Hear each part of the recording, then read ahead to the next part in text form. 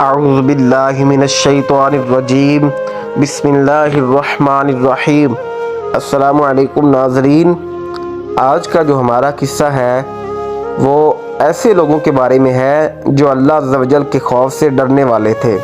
حضرت سیدنا منصور بن عمار علیہ رحمۃ اللہ تعالی علیہ فرماتے ہیں، میں ایک اندھیری رات سفر پر روانہ ہوا۔ میں راستے میں ایک جگہ بیٹھ گیا۔ اچانک میں نے کسی نوجوان کے رونے کی آواز سنی جو روتے ہوئے اس طرح کہہ رہا تھا، اے میرے پروردگار، تیری عزت و جلال کی قسم، میں نے تیری نافرمانی، تیری مخالفت کی بنا پر نہیں کی، اور نہ ہی گناہ کرتے وقت میں تیرے عذاب سے بے خبر تھا، بلکہ میری بدبختی نے گناہوں کو میرے لیے مزین کر دیا، اور میں تیری صفت ستاری کی وجہ سے گناہوں پر دلیر ہوتا گیا۔ تو بار بار میرے گناہوں پر پردہ ڈالتا رہا، میں گناہوں پر جرت کرتا رہا۔ ہائے میری بربادی، اب مجھے تیرے عذاب سے کون بچائے گا؟ اگر تو نے مجھ سے تعلق ختم کر دیا تو میں کس سے رشتہ قائم کروں گا؟ ہائے افسوس، میں نے ساری جوانی تیری نافرمانی میں گزار دی۔ میں بار بار توبہ کرتا پھر گناہ کر ڈالتا، اب تو توبہ کرتے ہوئے بھی شرم آتی ہے۔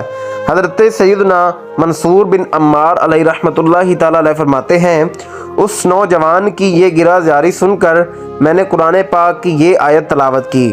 ترجمہ کنز الایمان: اے ایمان والو، اپنی جانوں اور اپنے گھر والوں کو آگ سے بچاؤ جس کے ایندھن آدمی اور پتھر ہیں، اس پر سخت کرے فرشتے مقرر ہیں۔ جب میں نے یہ آیت تلاوت کی تو مجھے ایک چیخ سنائی دی اور پھر خاموشی طاری ہو گئی۔ اس کے بعد میں وہاں سے آگے روانہ ہو گیا۔ صبح جب میں دوبارہ اسی مکان کے قریب آیا تو وہاں کسی کا جنازہ رکھا ہوا تھا اور ایک بوڑھی عورت وہاں موجود تھی۔ میں نے اس سے پوچھا، یہ کس کا جنازہ ہے؟ کہنے لگی، تو کون ہے اور اس کے متعلق پوچھ کر میرے غم کو کیوں تازہ کرنا چاہتا ہے؟ میں نے کہا، میں ایک مسافر ہوں۔ پھر اس بوڑھی عورت نے بتایا، یہ میرے بیٹے کی لاش ہے۔